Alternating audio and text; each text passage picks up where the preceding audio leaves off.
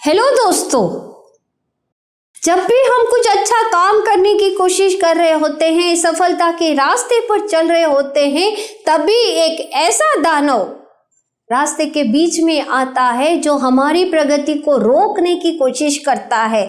और इसी एक दानव की वजह से बहुत सारे लोग अपनी प्रगति को वहीं रोक देते हैं। अगर आपने इस दानव को समय पर नहीं रोका तो हो सकता है कि वो आपको सफल ना भी होने दे और आपकी प्रगति की संभावना को भी वो रोक सकता है। क्या आप भी कहीं इसी दानव से घिरे हुए तो नहीं है? क्या आपने भी अपनी मनचाही चीज करनी छोड़ तो नहीं दी? जी हाँ दोस्तों, आज हम उसी दानव की बात करने वाले हैं। हाय, मेरा नाम है सुनीता, मैं women prosperity trainer, life skills and wellness coach हूँ।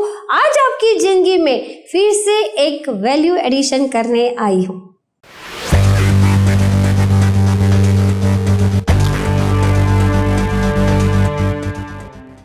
ये जो दानव है वो हमारे जीवन में अलग अलग रूप धारण करके आता है और इस दानव को आप अपने पास जितना रखेंगे उतना ही वो आपको घेरता हुआ चला जाता है। और इस दानव का नाम है डर, यानी कि घबराहट, यानी कि फियर। डर यानी कि फियर, ये हमारी एक प्रतिक्रिया होती है जो हमारी मनोदशा के साथ जुड़ी हुई होती है। जिस तरह से हमारी मनोदशा होती है उसी तरह से ही हमारे शरीर की प्रतिक्रिया हमें दिखाई देती है। कई लोगों के हाथ पांव कांपने लगते हैं, कई लोगों को डर लगने लगता है, कई लोगों की सांस फूलने लगती है और कई लोगों को चक्कर भी आने लगते हैं। पर ये हमारी मनोदशा होती है और वो भी सिर्फ काल्पनिक ही होती है। और कई बार हमारी मनोदशा की स्थिति वो हो जाती है कि हमारी एनर्जी बिल्कुल लो होने लगती है, हम अपने आप को कमज़ोर फील करने लगते हैं और हमें लगता है कि अब मेरे से ये काम कभी होगा ही नहीं और हम हमारी मनपसंद चीज़ को हम करना ही नहीं चाहते और इसीलिए हम उस चीज़ को करने के लिए कभी पहला कदम उठाते भी नहीं हैं। और जब हम इससे भागने की कोशिश करते हैं दोस्तों, तो वो हमारा कहीं ना कहीं डर ही होता है। इस पृथ्वी का प्रत्येक व्यक्ति कोई ना कोई चीज़ से डरता जरूर है, पर यह भी सच है दोस्तों कि जो भी लोग सफल हुए हैं वो इस डर को हरा कर ही हुए हैं। डर यानी कि फियर, FEAR, यानी कि F यानी फॉल्स, E यानी एविडेंस, A यानी अपियरिंग और R यानी कि रियल, यानी कि फॉल्स, एविडेंस, अपियरिंग, रियल। यानी कि ये एक ऐसा काल्पनिक झूठ है जिसे हम अभी सच मान रहे हैं। और दोस्तों, ये भविष्य की कल्पना हम कर करके हम अभी वर्तमान में दुखी हो रहे हैं। जो जीवन में अभी घड़ा ही नहीं है फिर भी हम उसको भविष्य के साथ जोड़ते हैं और इसीलिए इसको हमारे जीवन का सबसे बड़ा शत्रु माना जाता है, जो हमारे मन की एक मनोदशा है और जिसको हमने ही क्रिएट किया होता है। बहुत तरह के डर हम पैदा करते हैं, जैसे कि मैंने बताया, ये भविष्य का हम सोचकर आज वर्तमान में दुखी होते हैं। कई लोग अपने बुढ़ापे को लेकर दुखी हैं, कई लोग अपनी बीमारी को लेकर डर पैदा करते हैं, कई लोग मृत्यु को लेकर डर पैदा करते हैं। और दोस्तों, बुढ़ापा भी आया भी नहीं होता, हम जानबूझकर वही सोच हमारे मन में ही हम बीमारी पैदा कर रहे हैं और कहीं ना कहीं इसी बीमारी और इसी बुढ़ापे की सोचकर हम खुद ही हमारे मृत्यु को बुला रहे हैं। अरे निकालो इस सोच को और हटाओ इस डर को।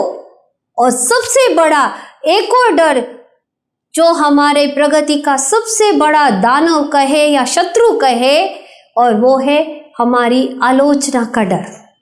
और ये सिर्फ एक आलोचना के डर से 90% लोग जो हैं वो अपनी प्रगति को वहीं रोक देते हैं। जीवन में आने वाले डर की कल्पना कर करके वो एक कदम भी आगे बढ़ाना नहीं चाहते, क्योंकि आलोचना का डर सबसे बड़ा डर हमारे मन में होता है। और एक गाना है ना, कुछ तो लोग कहेंगे, लोगों का काम है कहना, छोड़ो बेकार की बातों में कहीं बीत न जाए रहना। दोस्तों, यही होता है, हम लोगों की बातें सुन सुनकर इतने डर जाते हैं कि हमारे साल वहीं पर ही बीतना शुरू हो जाते हैं। आप कुछ नहीं करोगे फिर भी लोग तो कहेंगे, और आप कुछ करोगे फिर भी लोग कहेंगे। हमें सोचना है हमें क्या करना है। क्या हमें इस डर की वजह से हमारी प्रगति को रोक देना है, या इस डर को भगाकर आगे निकलना है? अब सवाल यह आता है कि इस डर को भगाए कैसे, मिटाए कैसे। पर दोस्तों याद रखें, एकदम से यह डर मिटाया कभी नहीं जाता। इसको धीरे धीरे, इस पर धीरे धीरे काम करके ही हम इसको मिटा सकते हैं। अब सबसे पहले इस डर को अगर हमें भगाना है तो इसको स्वीकार करना सीखें। अब दोस्तों, हम कोई भी काम, नया काम हम जब शुरू करेंगे तो हमेशा तैयार रहें कि हमें डर होना स्वाभाविक है। हमारे में डर तो आएगा ही आएगा, पर अगर हम इसे स्वीकार कर लेते हैं तो हम उसका सामना भी करने के लिए तैयार होते हैं। दूसरा है, इसके फायदे और नुकसान को आप लिखें, और लिखने के बहुत बड़े फायदे होते हैं दोस्तों। हमें पता चलता है कि हम क्या फायदे में हैं और क्या नुकसान हम हमारा कर रहे हैं। और तीसरा और सबसे इम्पोर्टेंट, इसकी वजह को जानें। क्या ये सच में रियल डर है या काल्पनिक डर है? जैसे कि हम जानते हैं कि गर्म आग में हाथ डालना वो रियलिटी है और हमें उससे डरना ही चाहिए। पर अगर हमने गाड़ी सीखी है और ये सोचकर हम रास्ते पर गाड़ी नहीं चला रहे हैं कि कहीं मेरा एक्सीडेंट ना हो जाए, तो ये काल्पनिक डर है। और एक रिसर्च के मुताबिक जितने भी लोग फास्ट गाड़ी चलाते हैं ना, उससे नहीं मरते, उतना ही उससे मरते हैं कि जो ये सोचते हैं कि कहीं मेरा एक्सीडेंट ना हो जाए। पर इसका मतलब दोस्तों ये नहीं है कि हमें गाड़ी फास्ट चलानी है, पर हाँ, अपनी मनोदशा को जरूर बदले ताकि हम बहुत सारी चीज़ों से बच सकते हैं।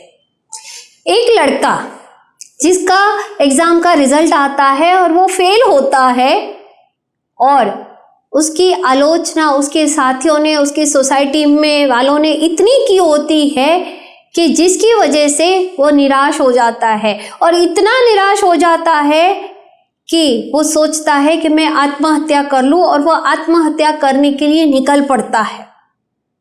अब जब वो रास्ते में जा रहा होता है तो एक बौद्ध मठ आता है जहां से एक भिक्षु की आवाज आ रही होती है।